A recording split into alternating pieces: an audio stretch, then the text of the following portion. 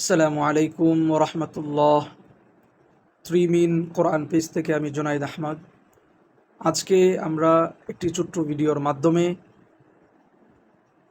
পবিত্র কোরআনুল কারিমের যে মূল ২৯টি হরফ, সেগুলোর নামের যে তারতম্য, সেগুলো বিষয়ে বিস্তারিত জানব। দেখেন, প্রত্যেকটা নামের কিছু বৈশিষ্ট্য আছে। আরবি নামের ক্ষেত্রেও আমরা ৩টা বৈশিষ্ট্য পাই। ২টা হরফ আছে যেগুলোর নাম উচ্চারণ করার সময় কোনো ধরনের টান হবে না।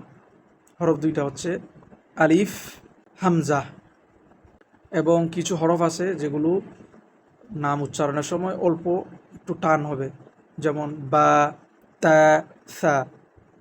এবং কিছু হরফ আছে যেগুলো নাম উচ্চারণের সময় মোটামুটি দীর্ঘ টান দিতে হয় ৩ সেকেন্ডের মতো, যেমন জিম, আইন, কফ। এই হরফগুলোর সময় টান দিতে হয়। এখন আমি আপনাদেরকে বাংলা একটি টেকনিক বলে দিব, যাতে আপনারা বুঝতে পারেন কোন হরফটা কতটুকু টান হবে। আমরা খেয়াল করব আরবি প্রতিটা হরফ বাংলাতে যখন বানান করব, আমরা বানানের সময় শেষে যদি আকার যুক্ত থাকে, তখন সেগুলো মানে অল্প টান হবে, ২ সেকেন্ড ১ সেকেন্ডের মতো। আর যে হরফগুলোতে শেষে বানানোর সময়, বাংলা বানানোর সময় আকার থাকবে না, সেগুলো ৩ সেকেন্ড টান হবে, অথবা বলতে পারি মানে দীর্ঘ টান হবে। কারণ আমরা যদি একটু খেয়াল করি, আমি অবশ্য ভিডিওতে বানান সহ দিয়ে দিব যাতে আপনারা বুঝতে সহজ হয়। খেয়াল করি, আলিফ, বা, তা, সা, জিম, হা, খ, দাল, ذال، را، زا، سين،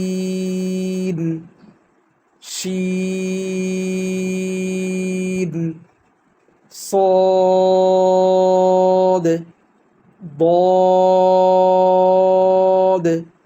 طا، ظا، عين، غين، فا، قاف، كاف، لام، ميم، نون، ওয়াও, হা, হামজা, ইয়া। আশা করি বুঝতে পারছেন যে টেকনিকটা দেখলে পরে আপনারা নিজেরাই বুঝতে পারবেন কোনটা দীর্ঘ টান হবে আর কোনটা অল্প টান হবে। জাযাকাল্লাহ। আসসালামু আলাইকুম।